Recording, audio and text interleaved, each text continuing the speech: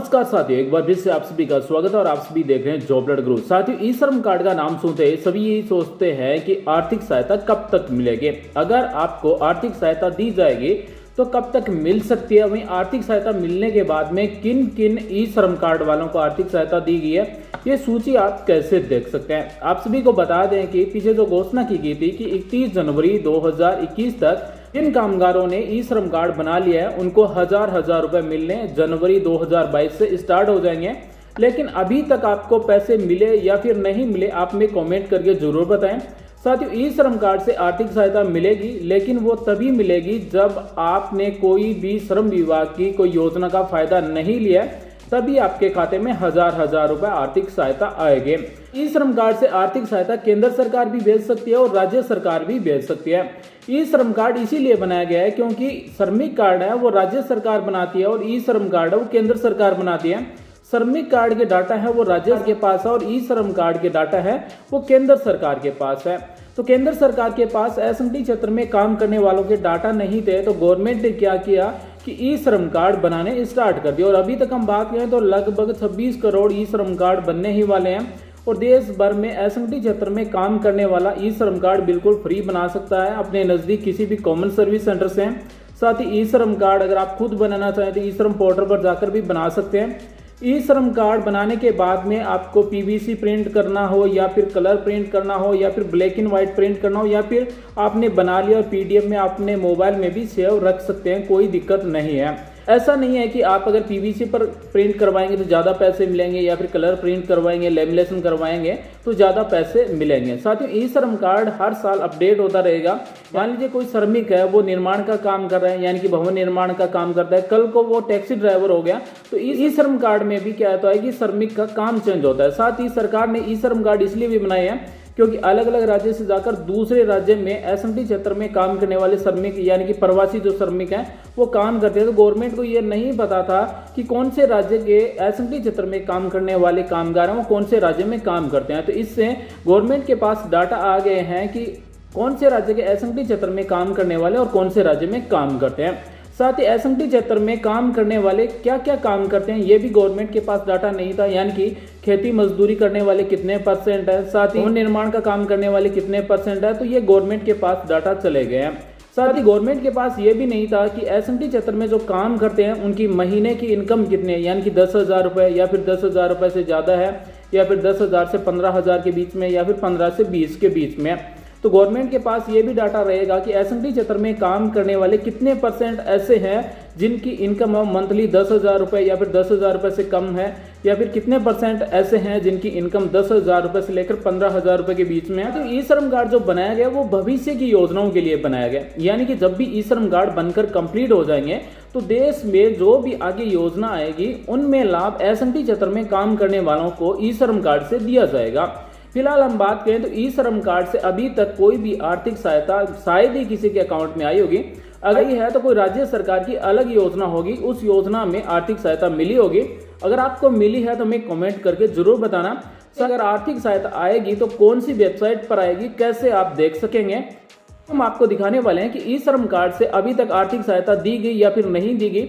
ये आप कौन सी वेबसाइट से, ऑफिशियल गवर्नमेंट की श्रम एवं रोजगार मंत्रालय की वेबसाइट है उस पर आप जाकर चेक कर सकते हैं, या फिर ई श्रम कार्ड की ऑफिशियल वेबसाइट है उस पर भी जाकर चेक कर सकते हैं कि ई श्रम कार्ड से अभी तक आर्थिक सहायता दी गई या फिर नहीं दी गई।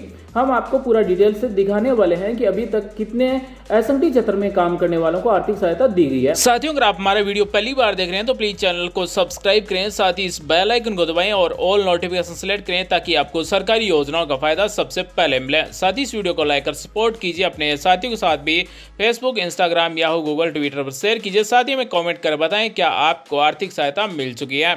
ई श्रम कार्ड बनाने के बाद में हर श्रमिक के मन में एक ही सवाल है कि हमें ई श्रम कार्ड से फायदा कब मिलेगा और क्या फायदा मिलेगा। तो साथियों, आपको बता दें कि केंद्र सरकार ने ई श्रम पोर्टल विकसित किया है जो केवल और केवल असंगठित कामगारों का आधार से संबंध एक केंद्रीकृत डाटाबेस होगा। पंजीकरण के बाद उन्हें PBSBY यानी कि प्रधानमंत्री सुरक्षा बीमा योजना के अंतर्गत 2 लाख रुपए तक का दुर्घटना बीमा कवर मिलेगा। साथ ही भविष्य में यानी कि आने वाले समय में असंगठित कामगारों के सभी सामाजिक सुरक्षा लाभ इस पोर्टल के माध्यम से प्रदान किए जाएंगे। तो आने वाले समय में जो भी सरकारी योजनाओं का फायदा मिलेगा वो ई श्रम पोर्टल के माध्यम से ही मिलेगा। साथ ही आपातकालीन और राष्ट्रीय महामारी जैसी स्थितियों में पात्र असंगठित कामगारों को आवश्यक सहायता प्रदान करने के लिए इस डाटाबेस का उपयोग किया जाएगा। यानी कि जब भी कोई देश में प्राकृतिक आपदा आएगी या फिर कोई राष्ट्रीय महामारी आएगी या फिर आपातकालीन स्थिति होगी, तब ई श्रम कार्ड बनाने वालों को आर्थिक सहायता दी जाएगी। साथियों, आगे हम आपको ये भी बताने वाले हैं कि ई श्रम कार्ड से आप कौन कौन सी सरकारी योजनाओं में फायदा ले सकते हैं। लेकिन उससे पहले हम आपको बता दें कि गवर्नमेंट ने जो आपके डाटा लिए हैं, यानी कि आपका एड्रेस लिए, आधार नंबर लिए, बैंक अकाउंट डिटेल है, उसका क्या किया जाएगा। तो ये एक आधार के साथ जुड़ा हुआ केंद्रीकृत डाटाबेस होगा और इसका उपयोग केंद्रीय और राज्य मंत्रालयों द्वारा एकीकृत विभिन्न कल्याणकारी योजनाओं के तहत लाभों की सुपुर्दगी के लिए किया जाएगा। यानी कि किस किस को लाभ मिल गया ये सुपुर्द किया जाएगा। साथ ही ये प्रवासी और निर्माण कामगारों को उनके कार्यस्थलों पर सामाजिक सुरक्षा और कल्याणकारी लाभों की स्वायत्तता भी सुनिश्चित करेगा।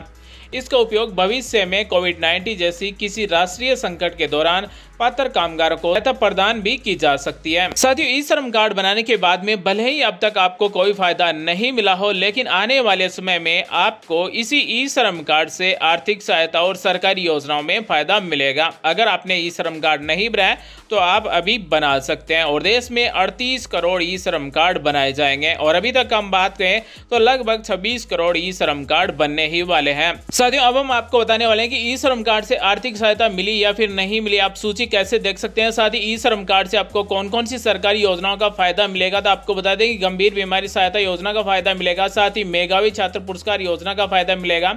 कौशल विकास तकनीकी उन्नयन एवं प्रमाणन योजना का लाभ मिलेगा। पुत्री के विवाह पर अनुदान मिलेगा। साथ ही अगर आप सौर ऊर्जा के प्लेट लगवाते हैं तो उनमें भी सहायता मिलेगी। साथ ही आवास योजना में भी आपको सहायता मिलेगी। महात्मा गांधी पेंशन योजना का फायदा मिलेगा। चिकित्सा सुविधा योजनाओं का फायदा मिलेगा। शौचालय अगर आपके घर में नहीं है तो शौचालय भी दिया जाएगा। साथ ही मातृत्व शिक्षा एवं बालिका मदद योजना में भी फायदा मिलेगा। साथ ही किसी प्रकार की आपदा होगी तो राहत सहायता योजना का फायदा मिलेगा और साथ ही आर्थिक सहायता मिलेगी। साथ ही ई श्रम कार्ड से छात्रवृत्ति मिलेगी। साथ ही ई श्रम कार्ड बनाने वालों को कम ब्याज पर ऋण भी मिल सकता है, पेंशन भी मिल सकती है। आपका अगर राशन कार्ड बना हुआ है, खाद्य सुरक्षा योजना में नहीं जुड़ा हुआ, तो आप इस ई श्रम कार्ड से अपने राशन कार्ड को खाद्य सुरक्षा योजना में भी जुड़वा सकते हैं। ई श्रम कार्ड बनाने वाले प्रधानमंत्री श्रम योगी मानधन पेंशन योजना में 3000 रुपए तक पेंशन ले सकते हैं। साथ ही प्रधानमंत्री जीवन ज्योति बीमा योजना के अंतर्गत 2 लाख रुपए तक का दुर्घटना बीमा ले सकते हैं। प्रधानमंत्री सुरक्षा बीमा योजना का फायदा भी इसी ई श्रम कार्ड से मिल सकता है। अटल पेंशन योजना के अंतर्गत 3000 रुपए तक पेंशन मिल सकती है। सार्वजनिक वितरण प्रणाली योजना के अंतर्गत खाद्य सुरक्षा योजना में अपना राशन कार्ड जुड़वा कर आप अपना राशन ले सकते हैं। प्रधानमंत्री आवास योजना ग्रामीण में प्रधानमंत्री आवास योजना के अंतर्गत मकान मिल सकते हैं। और इसी ई श्रम कार्ड से आयुष्मान भारत प्रधानमंत्री जन आरोग्य योजना के अंतर्गत प्रति परिवार 5 लाख रुपए तक निःशुल्क इलाज का फायदा भी मिल सकता है। बुनकरों के लिए स्वास्थ्य बीमा योजना का लाभ मिलेगा। राष्ट्रीय सफाई कर्मचारी वित्त और विकास निगम के अंतर्गत इस योजना का फायदा मिलेगा। साथ ही हाथ से मेला ढोने वालों को पुनर्वास हेतु स्व रोजगार योजना का फायदा भी इसी श्रम कार्ड से मिलने वाला है। साथियों, अगर आपको एक एक योजना के बारे में डिटेल से जानना है या फिर अगर आप जानना चाहते हैं कि कौन कौन अपना ई श्रम कार्ड बना सकते हैं, तो वीडियो के डिस्क्रिप्शन में आपको लिंक मिल जाएगी। इस तरह से वेबसाइट ओपन होगी। साथ ही अगर आप ये देखना चाहते हैं कि ई श्रम कार्ड से अभी तक कितने लोगों को आर्थिक सहायता मिल चुकी है, तो सूची की लिंक यहाँ पर आपको मिल जाएगी।